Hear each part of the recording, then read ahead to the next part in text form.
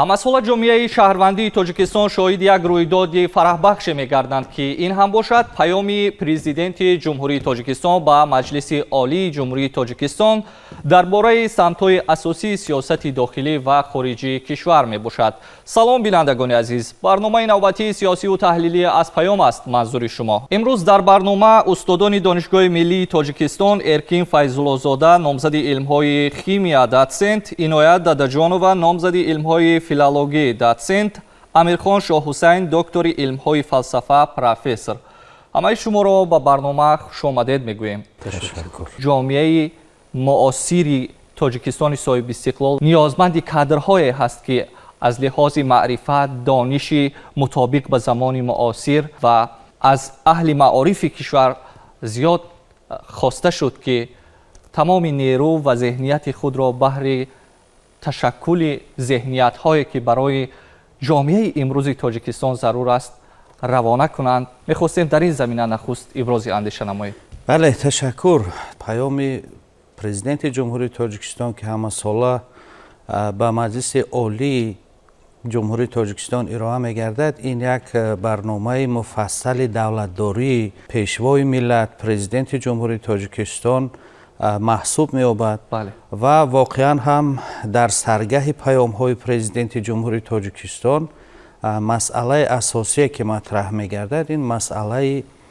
маориф аст, илм ҳаст, фарҳанг ҳаст ва дар маҷмӯъ бедории насли муосир. ба кадом хотир? албатта ҳамагон шоҳид ҳастем, ки ҷаҳони муосирро раванди пурпечтоби глобализатсионӣ фаро гирифтааст ва ҳар лаҳза метавонад таъсири худро ба ин ё он соҳаи ҳаёти иҷтимоӣ расонида бошад. ва албатта дар баробари оне ки таъсири ҷараёни глобализатсия ба фарҳангу маънавиёту маданият мерасад, ҳамзамон тақозо мекунад, ки дар ин раванд нафаре метавонад муваффақ бошад, ки он соҳиби қудрати андеша бошад, соҳиби дониш бошад, соҳиби хирад бошад. ҷаноби олӣ бо як таваҷҷӯҳи ҷиддӣ дар паёми навбатишон қайд карданд, ки барои мо имрӯз зарур аст, ки насли босавод дошта бошем, насли донишманд дошта бошем. ҷаноби олӣ бар он таъкия мекунанд, ки миллати тоҷик миллати соҳибтамаддун ҳаст ва дар саргаҳи тамаддуни башарӣ ҷой дорад. аз ин лиҳоз метавонад насли муосири ин миллат босавод бошад, донишманд бошад, эҷодкор бошад ва офаридкор бошад. қиёси мантиқӣ дуруст карданд ҷаноби олӣ дар нисбати он ки шаҳри Саразм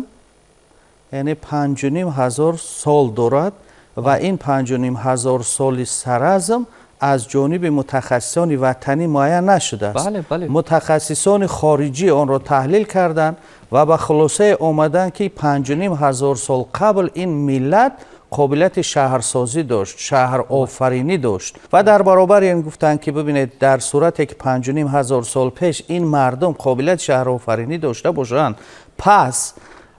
наврӯз чӣ гуна наметавонад 6000 сол пеш бошад?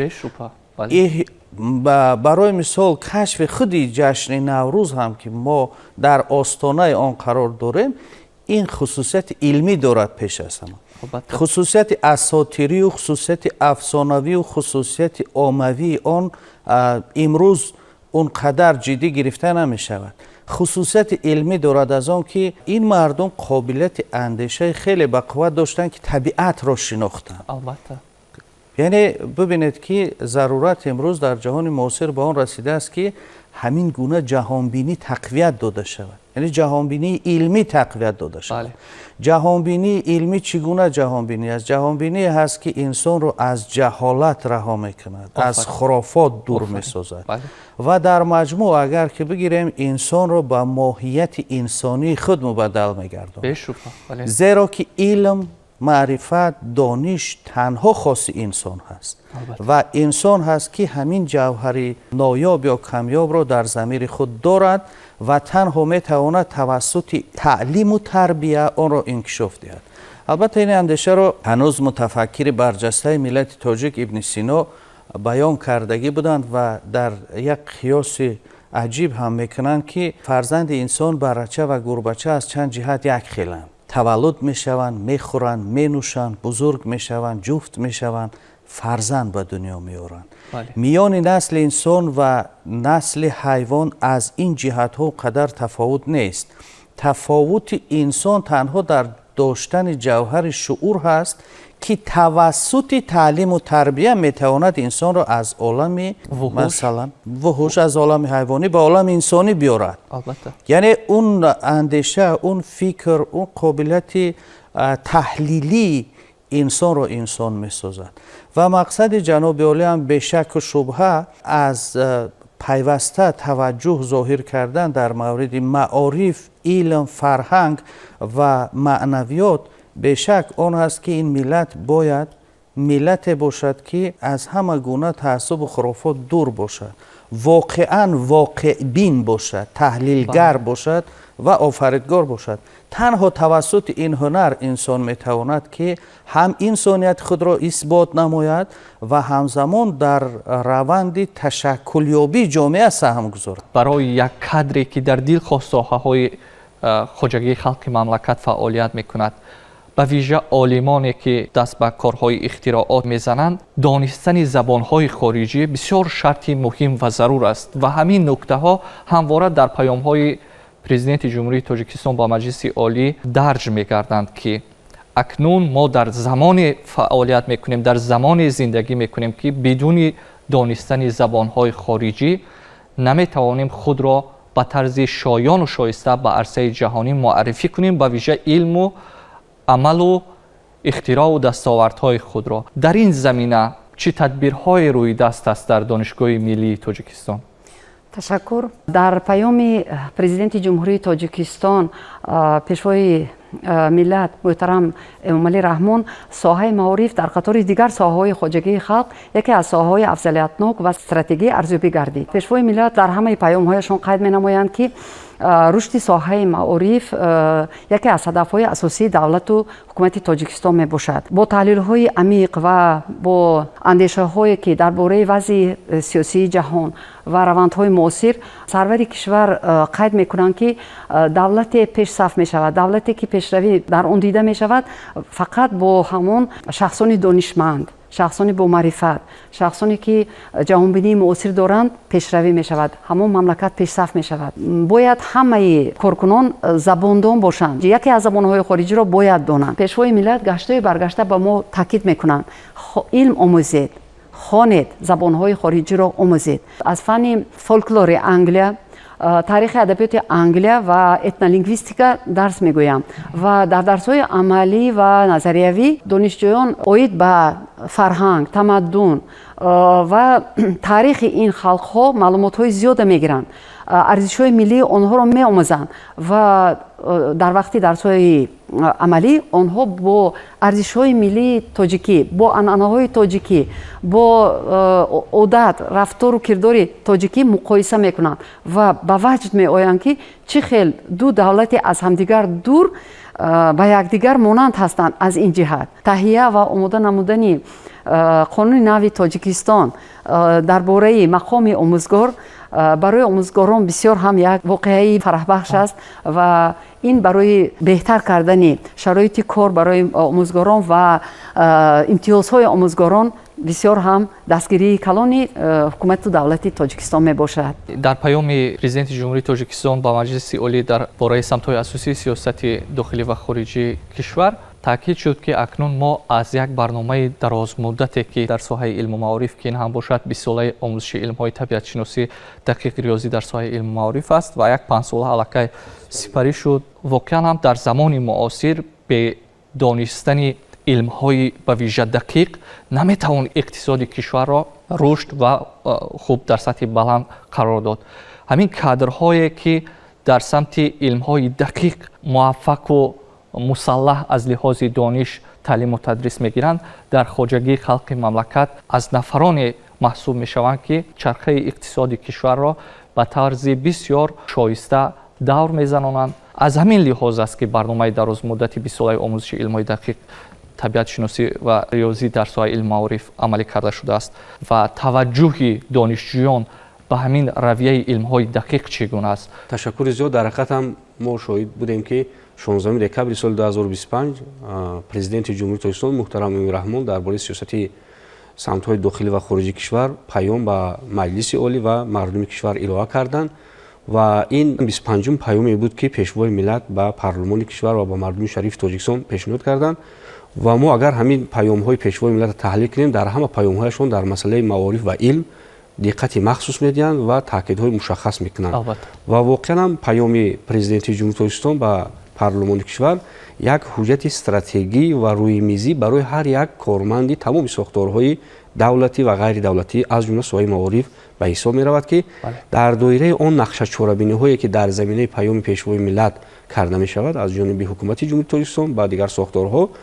тӯли як сол корҳои назаррас ба сомон расонида мешавад. аз ҷумла бояд қайд намоям ки дар соли 2018 пешвои миллат эълон карданд ки мо дар баробари се ҳадафи миллӣ ҳадафи чоруми миллиро эълон мекунем ин саноатикунонӣ бо сурати мамлакат ва воқеан барои гузаштани ҷумҳурии тоҷикистон ба як кишвари саноатӣ ин як гоми устувор буд ва баъдан 26 декабри соли 2019 эълон карданд ки барои амалӣ кардани ҳадафи чоруми миллӣ саноатикунонӣ бо сурати мамлакат ва рушди тафаккури техникӣ ҷаҳонбинии илмӣ пайванди илм ва истеҳсолот ва умуман устувор кардани иқтисоди миллӣ ва саноати кишвар мо эълон мекунем солҳои 2020-2040-ро 20-солаи омӯзиш ва рушди фанҳои табиатшуносӣ дақиқ ва риёзӣ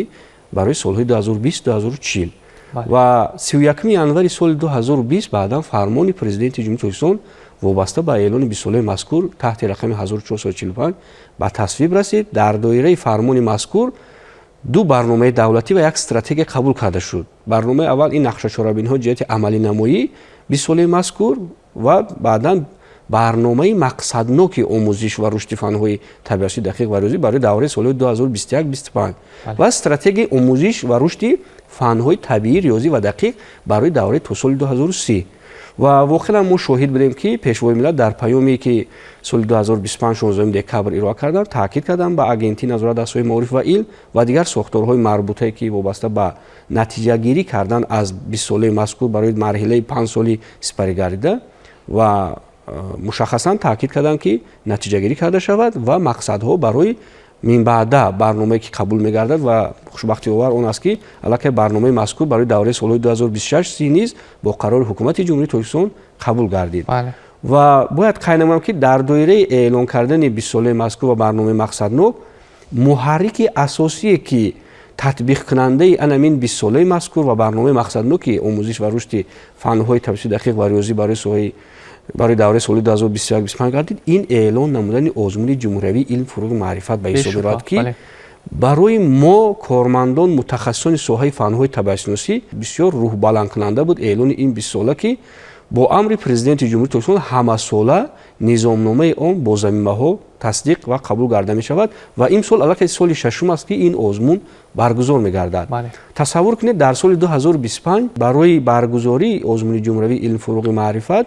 зиёда аз 9 миллиону 200 ҳазор сомонӣ танҳо барои даври ҷумҳуриявии он аз маблағҳои махсуси президенти ҷумҳурии тоҷикистон ҷудо гардид ва барои ғолибони онҳо тақдим гардид. 70 ҳазор сомон барои ҷои аввал, 50 ҳазор сомон барои ҷои дуюм ва 30 ҳазор сомон барои ҷои сеюм. ин ҳам бошад як ҷои якум, ду ҷои дуюм ва се ҷои сеюм ба ҳисоб меравад. мо мутахассисони соҳа дар доираи ин барномаҳои давлатӣ аллакай дар муассисаҳои таҳсилотӣ аз ҷумла дар донишгоҳи миллии тоҷикистон эҳсос намуда истодем ки дар самти мазкур хеле таҳаввулотҳои хуб ба бор оварда шудааст. танҳо дар доираи эълони 20-солаи мазкур дар донишгоҳи миллии тоҷикистон зиёда аз 20 озмоишгоҳҳои илмӣ ва таълимӣ аз ҷониби вазорати маориф ва илми ҷумҳурии тоҷикистон ва раёсати донишгоҳи миллии тоҷикистон сохта ба истифода дода шуд ки мо медонем ки рушди фанҳои мазкурро бе озмоишгоҳҳои илмӣ ва таълимӣ тасаввур кардан ғайриимкон аст. дар замони муосир ҳар як ҳарфе ки аз ҷониби мутахассисони соҳаи фанҳои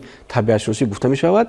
бе гузарондани таҳқиқоти илмӣ ҳарфи вай бақое надорад. барои ҳамин ҳар озмоишгоҳ ҳар таҳқиқоте карда мешавад дар пояи озмоишгоҳҳо карда мешавад ва ҳамзамон бояд қайд намоям ки иштирок кардани донишҷӯёну магистрантон ва устодони донишгоҳи миллии тоҷикистон дар озмуни ҷумҳуриявӣ ки ҳамасола дар байни тамоми муассисаҳои таҳсилоти олии касбӣ ки бо гирифтани аксарияти ҷойҳо дар садри он менишинад ин шаҳодат аз он медиҳад ки имрӯз дар донишгоҳи миллии тоҷикистон ба рушди фанҳои мазкур хеле таваҷҷӯҳ вижа аст, махсус аст و از جانب هم ریاست دانشگاه و هم استادان و عموما ساختارهای تابعی که به این سمت روانه کرده شده است فعالیت کاریشون خیلی گویم که فعالیت گسترده است.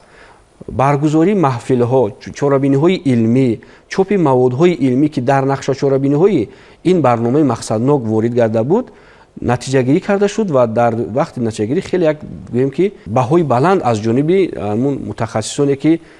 این ساحه رو نتیجه گیری کردن به بار آورده شد. چیز دیگر اون است که اختراع و دستاوردهایی که از جانب استادان و دانشجویان ما در دوره تنها این 5 سال سپری گرده به بار آورده شد امروز با نمود 33 پتنت و نخست پتنت از جمله پتنت اورو-آسیایی تطبیق گردید و 43 سند تطبیق کارهای علمی در ساحه تعلیم در استحصالات و در علم جاری کرده شد. بغیر از این از جانب دو پروفسور فاکولته شیمی دانشگاه ملی تاجیکستان، یکی پروفسور سمیزاده شوناوروز رحیم و دیگری روزیف جورا رحیم نظرویچ، کارهای علمی تحقیقاتی که به اقتصاد جمهوری تاجیکستان روانه گردیده شده بود و با دستور حکومت جمهوری تاجیکستان آن راه اندازی گردید. یکی آماده کردن کاگولیندها برای تازه کردن آبهای آشامیدنی که امروز در شهر دوشنبه از جانب مؤسسه دولتی کارخانه واحد دولتی آب و کاریزی راه اندازی کرده می شود و تصور کنید که زیاده از اگر خطا نکنم در یک سال قریب 100 چند هزار تن کاگولیند لازم است که برای تازه کردن آب استفاده شود و امروز عالمان ما در همکاری با مؤسسه مذکور این کار را عملی کرده ایستادند. و دیگر اون است که نارسایی نوری مینرالی یکی از مشکلات‌های مهم جمهوری تاجیکستان به حساب می‌رود. سالانه حدود قریب 400,000 تن تاجیکستان نیاز دارد به نوری مینرالی و این خوشبختانه با از نو به کار درآوردن کارخانه آزاد که در شهر لیوکان جایگیر است خیلی مشکلات‌های موجوده ساحه رو گویم پس کرد. اگر تصور کنید پیش از آن که این کارخانه به کار درآورده شد یک گویم که همون خلطه نوری مینرالی قریب حدود 500 سومانی بود و بعد این کارخانه به کار درآمدن این مبلغ قریب یک برابر کم شد، قریب به 250 حدود 300 سومانی است یک خلطه‌اش. این از اقتصاد پیش بردن، این از ساحه را پیش بردن. و چیز دیگر اون است که کارخانه‌های استحصالی که در پیام پرزیدنت جمهوری تاجیکستان به مجلس عالی کردند توجه به کارخانه‌های استحصالی کردند و تاکید کردند پیشوای ملت که در سال اولی به دست آوردن استقلالیت جمهوری تاجیکستان 358 کارخانه استحصالی داشت که در دوام 75 سالی سپری گرده این به دست آورده شده بود و در اون 33,000 نفر کار میکردند. امروز باشد این به حدود قریب 5,000 کارخانه‌های خرد و بزرگ استحصالی رسیده است. تنها در دوره 7 سالی که هدف 4 ملی صنعت کنونی به صورت مملکت اعلان شد 2600 کارخانه خرد و بزرگ استحصالی ساخته به استفاده داشته است و در این 87,000 نفر کارمندان کار میکنند. اگر ما قیاس کنیم در مسئله هم زیاد شوی تعداد کارخانه استحصالی و چیز دیگر اون است که امروز تکنولوژی نو این تکنولوژی انفرماسیونی خطهای نوی تکنولوژی باز با کارخانه های ما باید وارد کرده شود، چون که نمی شود که با اون نظام اوله یا که پیشتره که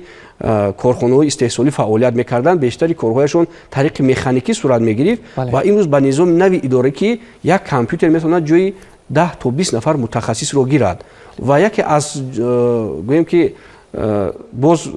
مشکلات در سمت مذکور اون است که تعداد زیادی کارمندان رو فراگیر نگرفتن کارخانه استحصال از اون است که امروز با تکنولوژی انفرماسیونی اداره کرده میشد اکثریت کارخانه ها. مثلا یک کمی کارخانه سمنت توجیک اگر در دوره سالهای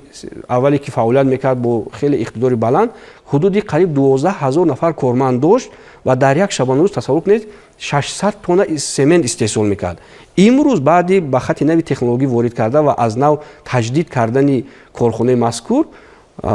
در یک شبانه روز حدودی 3,000 تن سمنت استحصال میکنند، یعنی 5 مرتبه زیاد و تعداد کارمندانش حدودی 1000 نفر رو تشکیل میکنند. باید اکنون ما کادرهای رو آماده کنیم که نه اینکه یک دانش بازوی فوندامنتالی داشته باشد بلکه از هر جهت آب یافته باشد. تکنولوژی انفرماسیون به درجه عالی باید حاصل کند، چون که معلوم است زبانهای خارجی رو داند، البته تاریخ و فرهنگ خود رو داند. بعد میتواند که یک شخص واقعا مجهز бо донишҳои муосиртарин таъмин бошаду имрӯз тоҷикистон на ин ки дар сатҳи ҷумҳурӣ балки дар арсаи байналмилалӣ муаррифӣ кунад. хушбахтиовар он аст ки дар доираи эълони 20 солаи мазкур дар факултети химияи донишгоҳи Эмирии Тоҷикистон ва дигар фанҳои факултетҳои равияи табиатшиносии донишгоҳи Эмирии Тоҷикистон бо ташаббуси раисоти донишгоҳ ва дастгирии ҳукумати ҷумҳурии Тоҷикистон гурӯҳҳои англисӣ таъсис дода шуд. имрӯз аллакай донишҷӯёни мо ин гурӯҳҳоро хатм мекунад ва хеле бо забони англисӣ озод гап мезананд ва мо боварӣ дорем ки дар оянда онҳо мутахассисоне мешаванд ки ҳам дониши баланди тахассусӣ аз самти фанҳои табиатшиносӣ дошта бошанд ва ҳамзамон донишҳои забониро дошта бошанд ки дар арсаи байналмилалӣ боз илми тоҷикро муаррифӣ кунад. мо гуфта метавонем ки дар доираи ҳамин эълони 20 солаи мазкур 17 нафар устодону донишҷӯёни мо дар чорабиниҳои сатҳи баланди ҷумҳуриявӣ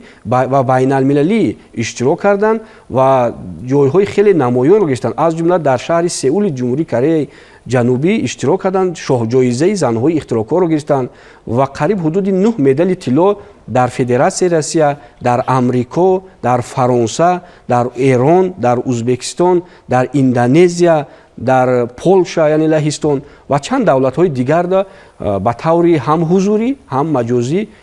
онлайнӣ гӯем иштирок карданд дар чорабиниҳои сатҳи баланд ва илми тоҷикро муаррифӣ карданд албатта ва бо ин дастоварди худ соҳиби ҷоизаҳои намоён гарданд. ва ин албатта аз он шоҳад ки имрӯз инро истиқлолият ба мо медиҳад. маҳз ҳамин истиқлолият аст ки имрӯз гӯем ки тамоми соҳаҳо на ин соҳаи маориф ва илм дигар соҳаам дар арсаи байналмилалӣ метавонанд ки имкониятҳои нерӯи зеҳнӣ ва иқтидоре ки имрӯз дар ҷумҳурии Тоҷикистон аз ҷониби ҳукумати ҷумҳурии Тоҷикистон муҳайё карда шудааст муаррифӣ кунанд. ва ду олими факултети химияи донишгоҳи Эмирии Тоҷикистон дар яке аз журналҳои бонуфузтарини Амрико имрӯз ба ҳайси муҳаррир ҳастанд. инам аз он шодат медиҳад ки имрӯз олимони мо донишҷӯёни мо аз он имкониятҳое ки имрӯз ҳукумати ҷумҳурии Тоҷикистон барои онҳо муҳайё кардааст истифода карда дар доираи имкониятҳои албатта мавҷуда илми худро дар арсаи байналмилалӣ муаррифӣ кунанд. саломат бошед. интизориҳои шумо ҳамчун омӯзгороне ки ба омодасозии кадрҳои ояндасози ин миллат хуб саҳм доред, оё мо метавонем ҳадс бизанем ки дар ояндаи наздик боз ҳам бо ташаббуси ҳамин барномаҳои давлатӣ, бо ташаббуси ҳамин озмунҳое ки ҳаст дурдонаҳое аз илмро пайдо мекунанд, тавониста бошад илми тоҷик ба як сатҳи бисёр баланд ҷойгоҳаш рафта бирасад ва тавониста бошад Тоҷикистон ба василаи ин кадрҳо иқтисоди худро шукуфотару пешрафтатар бигардонад. дар вазъияти имрӯза мутахассисе лозим ҳаст ки дар баробари доштани ихтисоси баланд бояд ҳуввияти миллӣ дошта бошад. бешубҳа. яъне бубинед ки вақте ки агар як нафар донишманди соҳаи химия бисёр маҳорати баланди тахассусӣ дошта бошад вале ҳуввияти миллӣ набошад, вале ҳуввияти миллӣ набошад, ҳуввияти миллӣ агар дар он дар сатҳи паст қарор дошта бошад ӯ наметавонад барои миллат хизмат барои миллат карда бошад. бале ҷаноби олӣ пайваста таъкид мекунанд ки барои мо зарур аст имрӯз насле ки пеш аз ҳама дар он ҳуввияти миллӣ бошад, дар он худшиносии миллӣ бошад, яъне ҳамин ҳисси худшиносии миллӣ агар тавъам бо он қудрат тавоноӣ ва донише ки дар соҳаи ин он илмҳои мушаххас мегирад агар тавъам бошад мо бевосита метавонем интизор дошта бошем аз шукуфоии миллат, аз мустаҳкамии пояҳои истиқлол ва соҳибихтиёрии ин миллат. миллат ки ба доноӣ шуда қофилапайванд оварда заминрову замонро ба фарочанг, фар донишу қудрат буваду ҳанг мароҳанг, бо ин фару ин ҳанг шавад халқ ба фарҳанг. офарин. яъне фарҳанге ки мо ҳамагон аз пешвои муаззами миллат сар карда то тамоми шаҳрвандони оддӣ бар он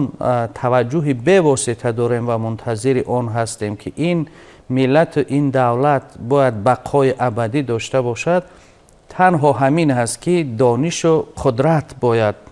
ҳамоҳанг шавад, тавъам шавад ва ин миллат ояндаи босубот, ояндаи равшан дошта бошад. дар сурати акс ҳамчунон ки қайд кардем, яъне наметавон ба он ҷараёну падидаҳое ки онҳо барои фарҳангу барои ҳастии миллат, бибинед ҷаноби олӣ як чиз гуфтанд, аввал он нотавонбинон کوشش میکنن که با هر راه و وسیله زبان خراب کنند، فرهنگ بگیرن و ملت از بین رود.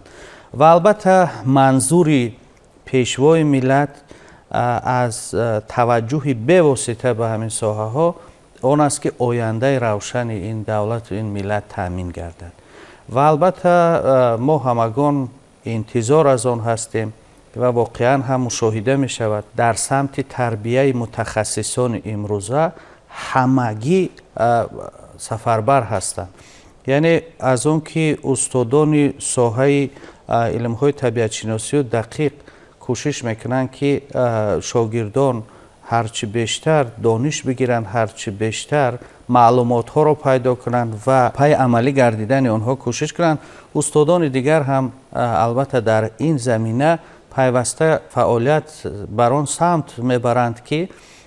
این نسل نوی که اکنون به میدان علم و به میدان استحصالات وارد می شود باید دارای همین گونه هویت بلند باشد. یعنی دارای فرهنگ باشد که تواند معین کند که از او زیاده از 10 میلیون شهروند تاجیکستان چیزی را منتظر هستند. اگر عمل شوی همین گونه برنامه ها در یک جایگی صورت بگیرد و همگان کوشش کنیم که واقعا هم اون انتظاری هایی را که سرور دولت دارند ما هم جدی به آن مناسبت کنیم، به شک و شبهه آینده ملت تاجیک و دولت تاجیکستان شکوفان هست. پاینده باشید. اندیشه خلاصوی شما را شنیدن میخواهیم. دانشجویان علاقه برای سایقه دادن دانش خود به مملکت‌های خارجی سفر میکنند، آنها روانه میشن با واسطه استیپندیه ها و این در دوره استقلالیت پیدا شد، چون که در دوره های ما نبود، در حق شدند و همه دانشجویانی که میخواهند دانش خود را سایقل دهند رفته خوانده اومده به تاجیکستان خود خدمت کرده ایستادند. برای من همچون زبانشناس بسیار خرسنده آور است که آنها در سطح جهانی علاقه محرری ژورنال های بین المللی هستند که این کاری سهل نیست، زبان آموزی خودش سهل نیست. برای همین بسیار خرسنده آور است. این فکت و دلیل ها بسیار هم اهمیت کلان دارد. توجه نسل نورس و جوانان به آموزش فنهای مذکور خیلی خوب شده است. در برابر این صفت دانش آنها بلند شده است که این پیوسته از گویم که آموزش پیوسته آنها گویم که توجه یا که منشأ میگیرد. و چیز دیگر اون است که در همین سال سپریگرده در آزمون جمهوری علم فروغ معرفت در نمونه اختراعکاری و نوآوری حتی بعضی دانشجویان موادهای رو پیشنهاد کردن، کارهای علمی تحقیقاتی که در لابراتوری و در شکل نیم صنعتی و حتی صنعت کلان علاقه به استحصالات کلان رو یافته رو پیشنهاد کردن که کار یکی از دانشجویان علاقه با واسطه کار اون در استحصالات جاری شدگی یک خط نوی تکنولوژی وارد کرده شده است. این از اون شده میاد که امروز علاقه توجه جوانان و نورسان ما بر آموزش با اختراعکاری با تطبیق علم به استحصالات که پیوند ناگسستنی باید علم به استحصالات شود در سمت فنهای مذکور که یکی از مشکلات ها در این سمت البته هست که نمیشود که هر یک ایده که پیدا میشود در لابراتوری اون رو به استحصالات کلان برد. و خوشبختی آور این علاقه با سیاست پیشگرفته حکومت جمهوری تاجیکستان دوره به دوره عملی گردیده است و همین است که از جانب آموزگاران که عالمان فاکولته شیمی دانشگاه تاجیکستان چند ایده از لابراتوری به استحصالات راه یافت و یکی از آنها یکی از موادهای داروواری میباشد که از جانب یکی از عالمان زنده یاد ما پروفسور شیرینبه خالقوف در پای آزمایشگاه آن این کار به انجام رسید. بعضا از جانب پروفسوری باز همین گویم آزمایشگاه بوبیزاده غلام قادر 3 مواد داروواری امروز در گویم که رختی اپتیکه ها یا که داروخانه های جمهوری و حتی بیرون از جمهوری تاجیکستان این موادها همچون مواد داروواری به فروش است. از آن دیگر شخصان گویم که همچون موادی که برای بلند کردن ایمونیته انسان تیماتسین، تیمافین، تیماگر استفاده می شود به فروش است. و همین گونه گویم که ایده ها در ذهن دانشجویان و از جمله عالمان که گویم که همین راهبری این دانشجویان رو بزیمه دارند در آموزندگی که محققان سمت مذکور وجود دارد و امید داریم که در حقیقت در آینده نسل‌های به وجود می‌آیند که از هر جهت آبتاب یافته‌اند، هم از جهت زباندانی هم از جهت هویت ملی، چون که ما آنها رو در این زمین در همین روحیه گویم پرورش کرده ایستادیم و بعدا شخصیت هستند که آبروی علم تاجیک رو در سطح بین‌المللی باز معرفی میکنند. چون که امروز ما میدونیم که چند نفر جوانان خیلی موفق ما داریم که محض در آن میگوییم با اعلان استقلالیت و به دست آوردن استقلالیت آنها راه یافتند امروز پروفسور با حیث پروفسور در بانفوذترین مؤسسه تحصیلات عالی کسبی خارج کشور از من در امریکا، در کانادا، در ژاپن، در انگلیس من شخصا میدونم که از سمت فنون شیمی با حیث پروفسور در این دانشگاه بانفوذ کار کرده شدند. از جمله آنها سعید امینوف مقصود، از جمله آنها نظر فرهاد، یاروف خرسند، یاروف خسرو و اشرف متین، اینو شخصانی هستند که هم در خیتای، هم در انگلیس، هم در امریکا، هم در کانادا خیلی موفق هستند و همچون تاجیک علم شیمی تاجیک رو در این دولت ها معرفی کرده شدند. این افتخار ملت تاجیک هستند و من باوری دارم که در همین گویم پایه همین جوانان باز چند شخصان دیگر امروز الکی پرورش یافته شدند. سلامت باشید. برای اندیشه های بسیار سازنده با شنیدن این اندیشه های بسیار سازنده شما، دانشجویان شما دوباره الهامی سرشار گرفته پی اندوختن علم و دانش می شوند تا رده اون نام هایی که شما در اینجا گرفتید که در سطح بین المللی الکی موقع دارند، این رده شماره هاشون به 100 و زیاده از آن رفته برسد تا ما افتخار و سرفرازی داشته باشیم از این کادرهایی که پرچمبردار نیای گذشته خود در علم هستند. یادآور می‌شویم بینندگان عزیز که در برنامه نوبتی ما اشتراک داشتند گروه آموزگاران دانشگاه ملی تاجیکستان که اینها هم باشد ارکین فیض‌الله‌زاده نامزد علم‌های شیمی دوسنت و اینایت ددجانова نامزد علم‌های فیلولوژیا دوسنت، امیرخان شاه حسین دکتر علم‌های فلسفه پروفسور. بازم برای شرکت در برنامه اظهار سپاس می‌کنیم. بینندگان عزیز، برنامه نوبتی سیاسی و تعلیمی از پیام بود که این دم لحظه‌ها منظور شما گردید وابسته به علم و معارف و آماده ساختن کادرهایی که امروز برای تاجیکستان صاحب استقلال چون آب و هوا ضرورند.